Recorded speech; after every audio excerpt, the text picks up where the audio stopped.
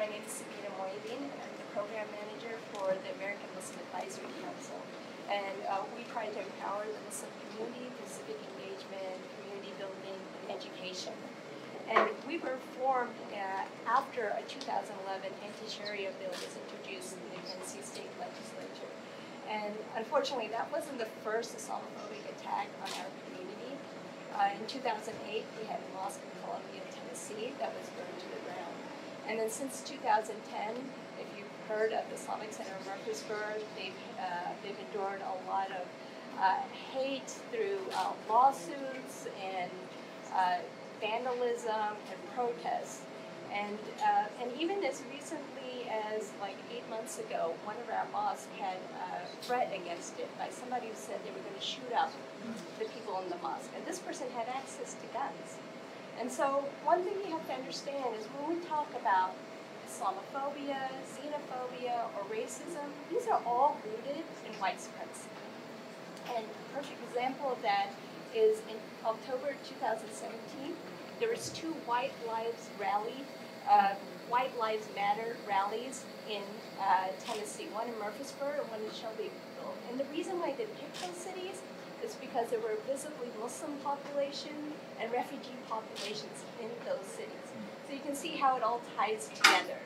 So we know that Congresswoman Ilhan Omar has been getting a lot of attacks because she's a black Muslim woman and a refugee. Well, in Nashville, we have Zulfa Suera, who is running for city council. She's a close friend of mine. But she is being attacked by Islamophobes and white supremacists because, again, she's a black Muslim woman and an immigrant. And so this affects our community. It's been affecting her and mentally, physically. She fears for her family. I mean, we are tired of being attacked in this way. And so, you know, the policies we're talking about that attack our communities, whether it's the Muslim ban, or it's family separation, or ICE raids. All these policies didn't just start with Trump, and if we reverse these policies, it's not going to end the problem. And so when we talk about white supremacists, and I know you're from Texas, you're probably familiar, you know, oftentimes we think about somebody driving in a truck with a Confederate flag in the back of it. But, you know, white supremacists, they sit in the corporate boardrooms and they sit in government offices and they're crafting policies against our communities.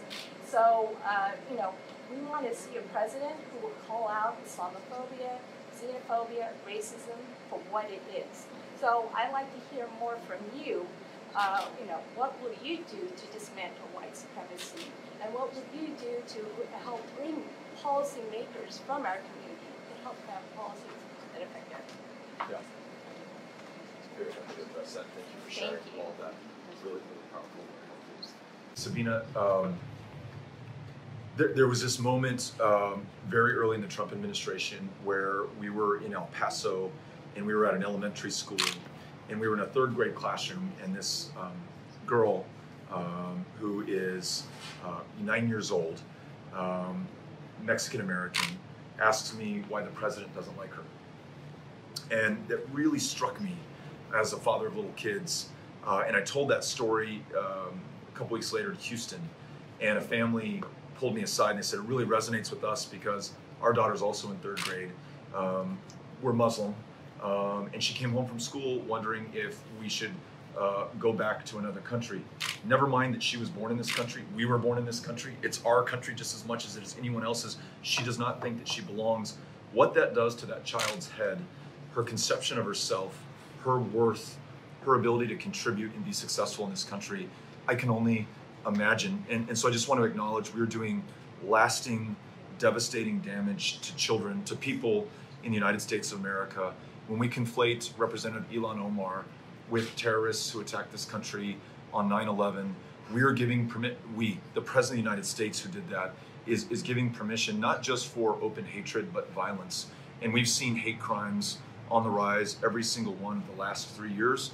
We can count on that continuing unless we change course. And so I will acknowledge, here we are in Nashville. I know this from my home state of Texas, those places that formed the Confederacy, that this country was founded on white supremacy. And every single institution and structure that we have in our country still reflects the legacy of slavery and segregation and Jim Crow and suppression, even in our democracy, the ability to vote and participate in our elections, the voter rolls that are purged, the voter ID laws that keep people out of being able to choose their elected leaders. I just want you to know that I recognize that all of that is taking place, that it must be confronted in every aspect of American life. And one of the best counters to that is celebrating the fact that we are truly a people of the planet. And that is the source and foundation of our strength and our success. And we neglect that or imperil that at our own defeat. We celebrate that and use that as an example for what we do going forward to our lasting benefit and strength. And so you've got my commitment to do that rhetorically in what I say out on the trail, and then administratively in the executive actions that we take as president, in the laws that we seek to pass with members of Congress to make the most of who we are.